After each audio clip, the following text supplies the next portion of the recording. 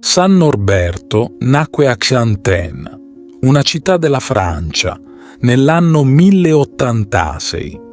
Venne al mondo in seno a una famiglia illustre e ricca.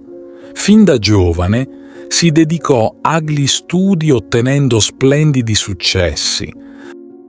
Tuttavia, nella sua prima gioventù, San Norberto non seppe valorizzare appieno i talenti ricevuti, conducendo una vita comoda, amante delle vanità e delle lodi.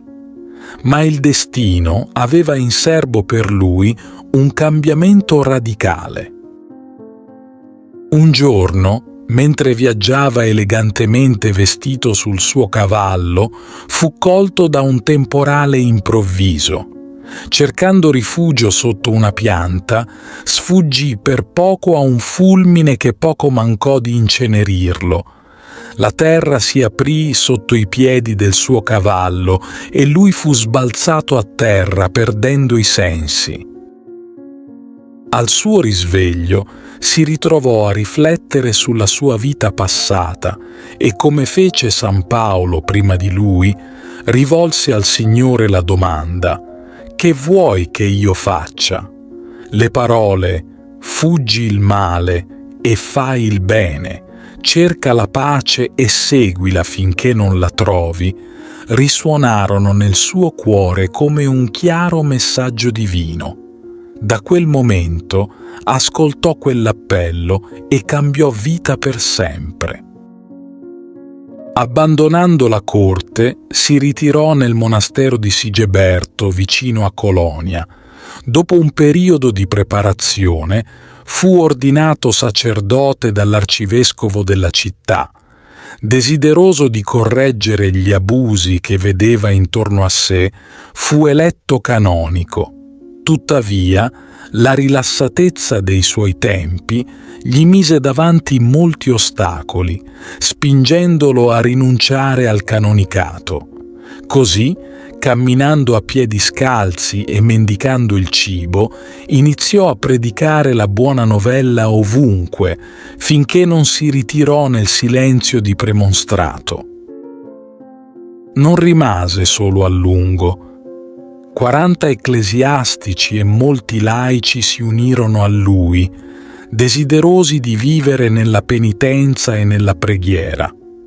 San Norberto pensò quindi a una regola di vita comune, adottando quella di San Agostino, e nel Natale del 1221 fecero la professione solenne, dando vita alla congregazione dei canonici regolari premostratensi. Nel suo viaggio a Roma per l'approvazione della regola passò da Spira. Qui il clero e il popolo, saputo del suo arrivo, lo elessero arcivescovo, proclamando ovunque: «Ecco il nostro padre, ecco il nostro pastore». Accettando questo nuovo incarico, San Norberto si dedicò a guadagnare tutti a Gesù Cristo, nonostante le numerose opposizioni e i tentativi alla sua vita. Con pazienza e perdono, alla fine riuscì a vincere anche i cuori più ribelli. Nel 1131 partecipò al concilio di Reims, lavorando intensamente per estinguere lo scisma dell'antipapa Anacleto e visitando molte province della Germania, dove continuò a diffondere la sua parola di padre e di pastore.